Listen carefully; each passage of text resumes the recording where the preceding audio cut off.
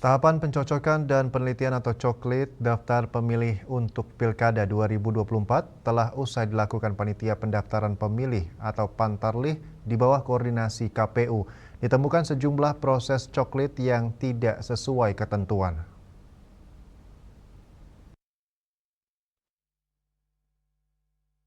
Badan Pengawas Pemilu di 9 kabupaten kota di Bali telah mengeluarkan sebanyak 394 saran perbaikan secara lisan dan tertulis ke jajaran KPU.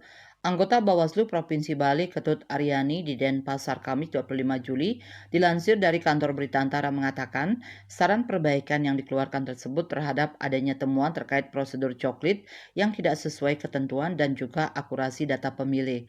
Ia merinci temuan terkait prosedur coklit yang berlangsung dari 24 Juni sampai 24 Juli 2024 yang tidak sesuai ketentuan, di antaranya Pantarlih, petugas pemutahiran data pemilih, tidak mencoklit secara langsung dan Pantarlih tidak menempelkan stiker di rumah pemilih yang telah dicoklit. Selanjutnya, Pantarlih tidak menandai pemilih disabilitas, adanya kesalahan penulisan pada stiker coklit, dan adanya pemilih 1 KK tetapi berbeda tempat pemungutan suara.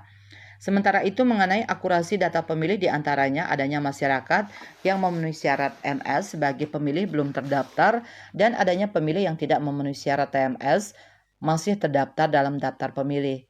Selanjutnya terkait pemilih yang meninggal dunia pindah domisili atau keluar bukan penduduk setempat di luar domisili, warga negara asing WNA dan TNI Polri. Aryani mengatakan Bawaslu Provinsi Bali dan jajaran tak hanya mengeluarkan saran perbaikan, tetapi sebelumnya telah melakukan upaya-upaya pencegahan.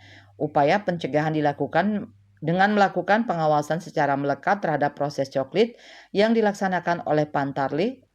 Uji petik mendatangi paling sedikit 10 KK yang sudah dicoklit oleh Pantarlih setiap hari dan melakukan kegiatan patroli pengawasan kawal hak pilih guna memastikan seluruh warga Bali terdaftar sebagai pemilih. Menurut Aryani, Bawaslu Provinsi Bali dan jajaran telah melakukan upaya pencegahan sebanyak 208 upaya pencegahan.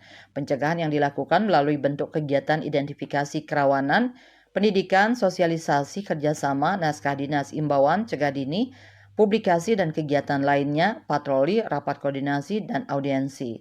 Bali Post melaporkan.